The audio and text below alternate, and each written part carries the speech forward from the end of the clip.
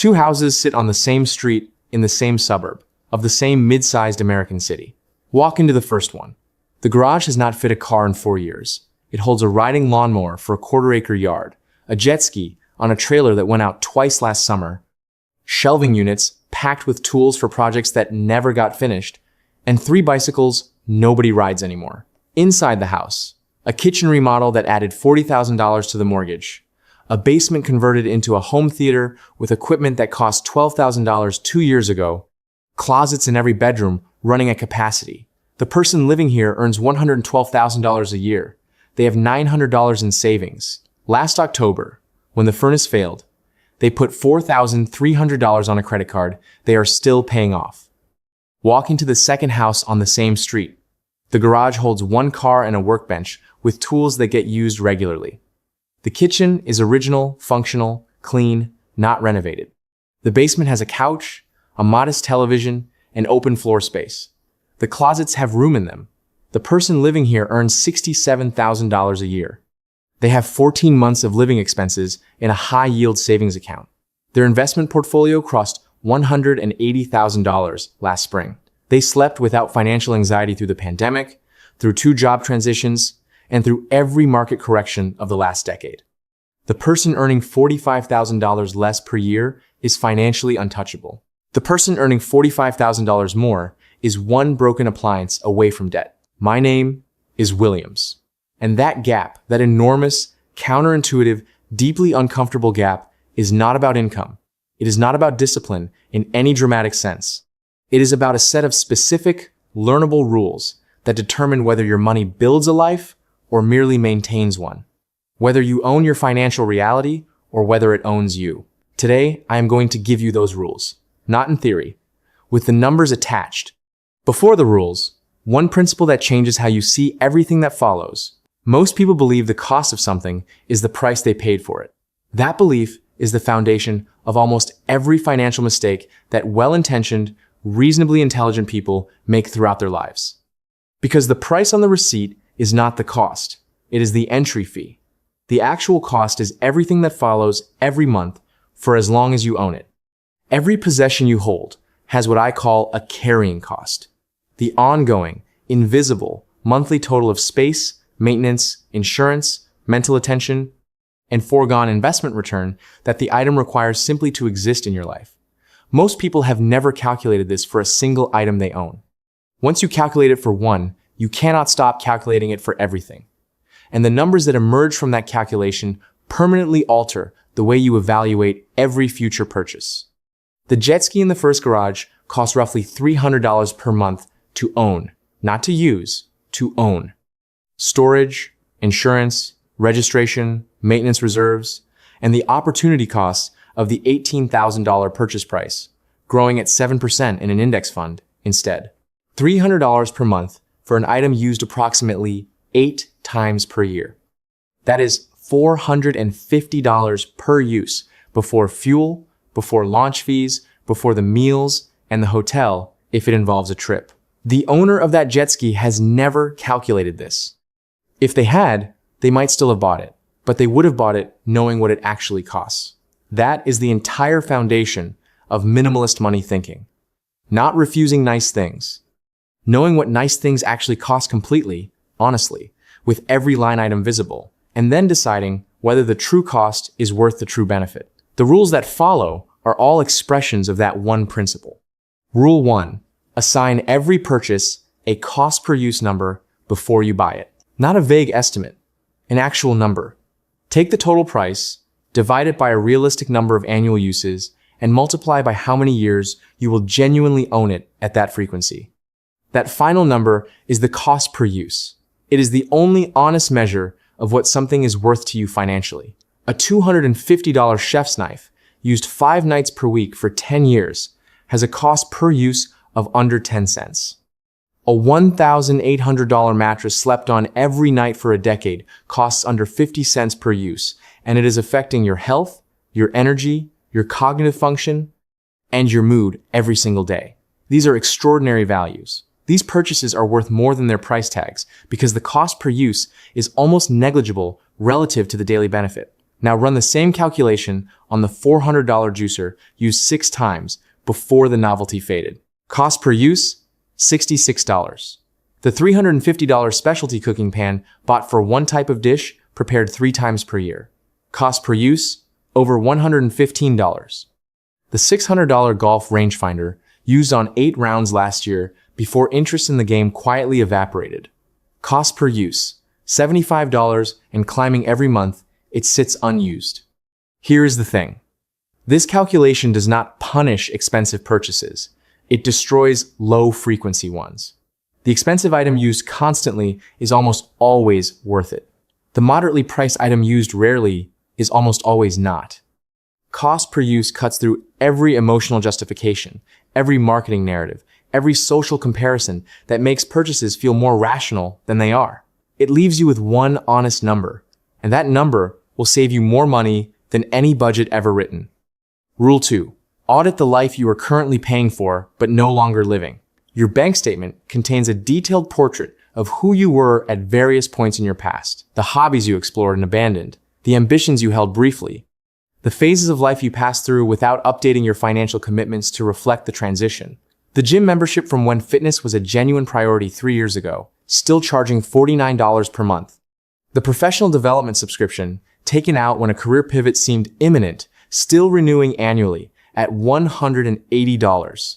The streaming services accumulated one by one during different seasons of life, now 4 of them, 3 barely opened. The cloud storage upgraded for a project that concluded 18 months ago, still billing at the premium tier. The meal planning app from the healthy eating phase of 2 years ago, still active, never launched. None of these feel significant individually.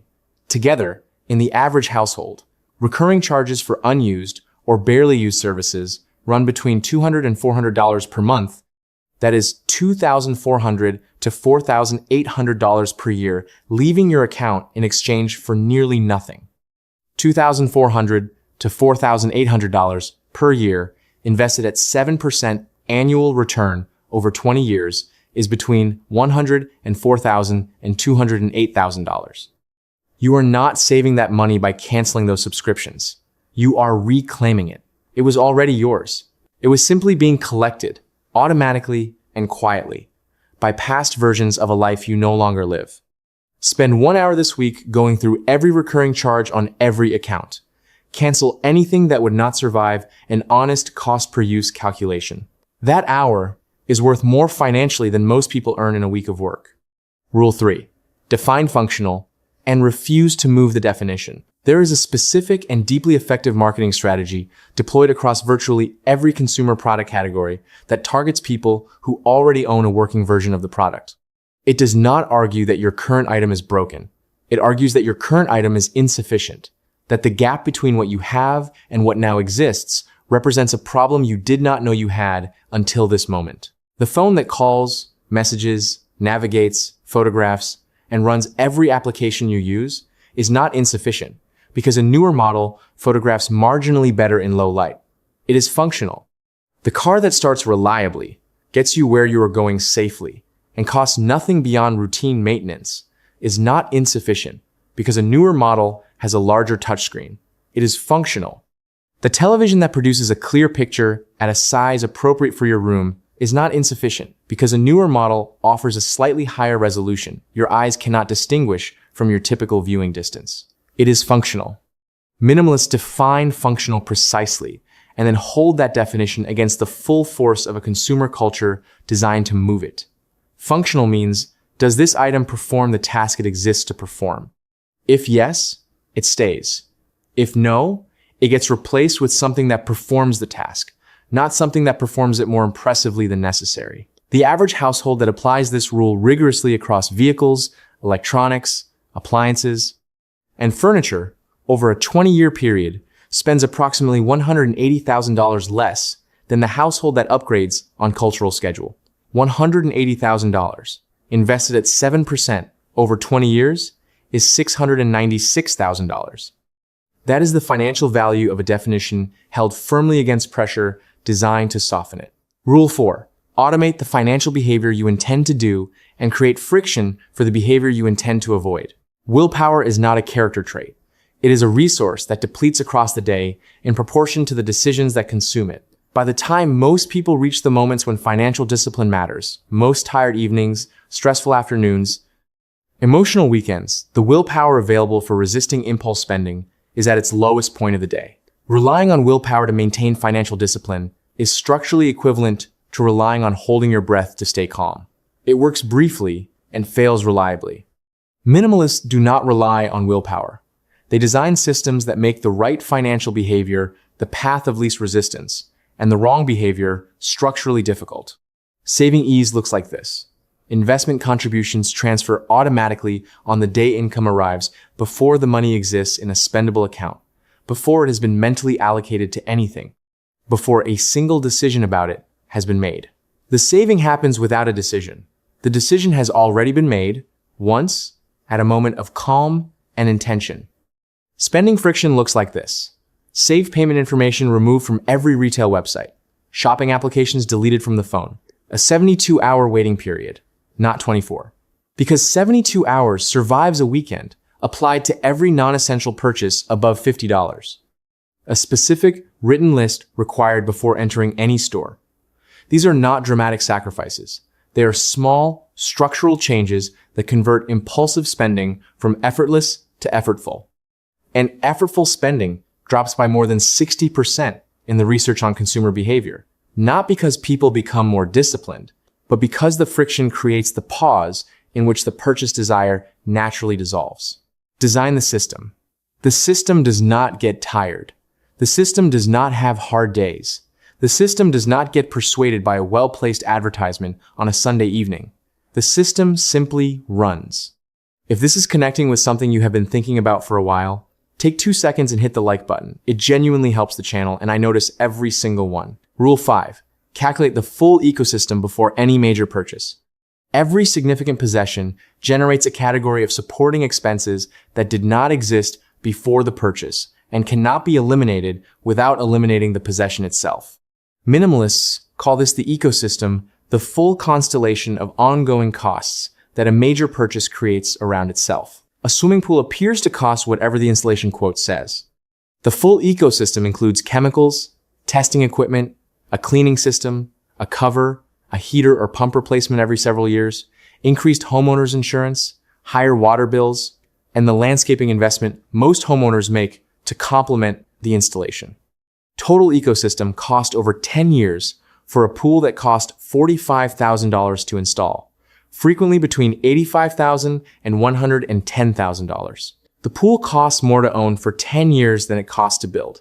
A vacation home appears to cost the purchase price and the mortgage. The full ecosystem includes property taxes in a second jurisdiction, a second homeowner's insurance policy, maintenance without the convenience of proximity, property management fees if rented, furnishing a complete second household, and the travel cost of actually using it. Most vacation homes, analyzed honestly at the ecosystem level, cost their owners more than comparable rental accommodations would have across the same period, while providing none of the investment diversification the capital could have generated elsewhere. Before any purchase above $5,000, list every category of expense that purchase creates or increases, and estimate the monthly total across all categories for as long as you plan to own it. That total, multiplied by the ownership period, is the true cost. Compare it to the true benefit, then decide. Not from excitement, not from social comparison, not from the version of yourself imagining the best possible version of the ownership experience. From the complete number. Rule 6. Measure your wealth in choices, not possessions. The conventional measure of financial success is visible. Cars, homes, wardrobes, vacations posted to the internet. These are the markers that signal to the world that things are going well. The problem with visible markers is that they are expensive to maintain. They require ever-increasing income to sustain, and they communicate financial success while actively preventing it. The minimalist measure of financial success is invisible and more powerful than anything visible could be. It is the answer to a specific set of questions that most financially stressed people cannot answer yes to. Can you leave your job tomorrow without financial catastrophe? Can you absorb a $15,000 emergency without debt? Can you take 3 months away from income for a family situation, a health event, or a deliberate transition? Can you say no to a professionally lucrative opportunity that conflicts with your values? Can you make the career decision that is right for your life rather than the one that is required by your financial obligations? These are choices. And choices, genuine, structurally available choices, are the only form of wealth that cannot be repossessed, cannot depreciate, and cannot be made irrelevant by someone else buying a newer version. The person in the second house on that street answers yes to every one of those questions on a $67,000 salary. The person in the first house cannot answer yes to any of them on $112,000. The gap is not income. The gap is choices. And choices are built from the margin between what you earn and what your life requires to function. Every rule in this conversation is a different method of widening that margin. The margin is the wealth. Everything else is furniture. Here is what you do with all of this. Not someday, not when things slow down. Now. This week, open your bank statement and identify every recurring charge. Cancel every subscription that would not survive an honest cost per use calculation. Most people find $150 to $300 in monthly charges they had forgotten they were paying. This month, walk through your home with one question. If this item disappeared today, would I spend money to replace it? Everything that fails that test has negative value. It costs you space, attention, and maintenance without returning anything genuine. Sell what has market value. Donate what someone else could use. Remove what serves nobody. The process is uncomfortable for approximately 3 days. After that, it feels like exhaling. This quarter, define functionality for your 3 largest spending categories: vehicle, housing, and technology. Write down specifically what functional means in each category and what would actually constitute a legitimate reason to spend more. Hold that definition for the next 12 months against every cultural, social, and marketing pressure that arrives to soften it. This year, calculate your gap. What does your life actually cost per month? What do you earn per month after tax? The difference is your gap. If the gap is thin or negative, every rule in this conversation is available to widen it. If the gap is already meaningful, every rule is available to protect it from the lifestyle expansion that rising income reliably produces if it is not deliberately resisted. The gap is the engine. Everything else is which direction it runs. 2 houses on the same street. One filled with the evidence of consumption that felt like progress and produced financial paralysis. One filled with the evidence of intention that looked like restraint from the outside and produced genuine freedom from the inside. Neither person is exceptional. Neither was born into circumstances that determined the outcome. Both made choices, hundreds of small choices, across years of ordinary life that compounded in opposite directions until the distance between them became the distance you and I looked at when this conversation started. The choices are still available. They are available to you right now, at whatever income you currently earn, in whatever financial position you currently occupy. The rules I have walked you through are not a program or a personality type or a lifestyle identity. They are mechanics. The mechanics of how financial margin gets built and protected and eventually converted into the kind of freedom that does not show up in a photograph but shows up in every morning you wake up without the specific weight of money anxiety, pressing on the first conscious moments of your day. That weight is not inevitable. It is not the default condition of a financially responsible adult.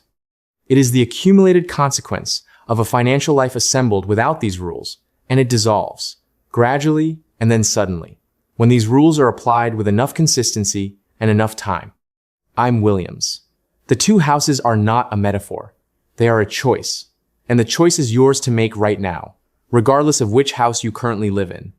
If you are getting genuine value from these conversations, consider subscribing. I make videos like this every week, and I try to make every single one worth far more than the time it takes to watch it. I will see you in the next one.